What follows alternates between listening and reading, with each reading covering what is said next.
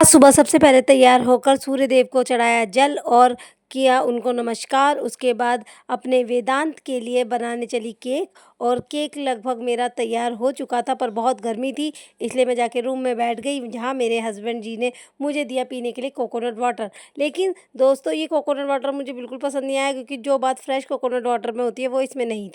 दोस्तों, हमें इससे ये सीख मिली कि कंपनियाँ चाहे कितने बड़े-बड़े वादे करें, लेकिन जो मज़ा ताज़ी कोकोनट वाटर में आता है वो इन बोतल वाले कोकोनट वाटर में बिल्कुल नहीं आता। बच्चे अभी सो रहे थे और मैंने इसी समय का फ़ायदा उठाया और अपने सारे काम शू-शड़ा कर लिए। फिर मैंने बच्चों को जगाया। वेद पहले तो जाग नहीं रहा था, लेकिन जैसे ही मैंने उसको बताया कि मैंने उसका फ़ेवरेट फ्रूट केक बनाया है, जानते हैं, जैसे ही ये सुना कि उसका फ़ेवरेट फ्रूट केक मम्मा ने बनाया है, वैसे ही वो फटाक से उठ गया और यतिका भी उठ गई और दोनों बहन-भाई केक का इंतज़ार करने लगे। तो पहले हमने फ़िनिश की अपनी चाय, हम लोगों ने पी चाय और उसके बाद वेद की डिमांड पर केक को कमरे में ही लेकर आया गया और तब तक केक पूरी तरह ठंडा हो चुका था। फिर उसे मोल्ड से मैंने बाहर निकाला और मेरे को थोड़ा-सा डर लग रहा था कि कहीं केक चिपक ना जाए, लेकिन केक बिल्कुल आसानी से मोल्ड से बाहर आ गया था और बहुत ही स्पॉन्जी बना था।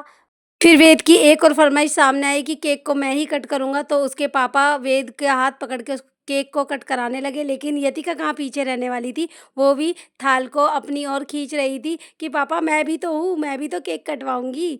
और सबसे पहले केक का भोग लगाया हमारी कन्या भवानी ने और उसके बाद हमने केक खाने को दिया वेदांत को और वेदांत से पूछा केक का फीडबैक कि बताइए बेटा केक कैसा लगा? और उसने बोला केक बहुत अच्छा है और ये सुनकर मेरी मेहनत सफल हुई।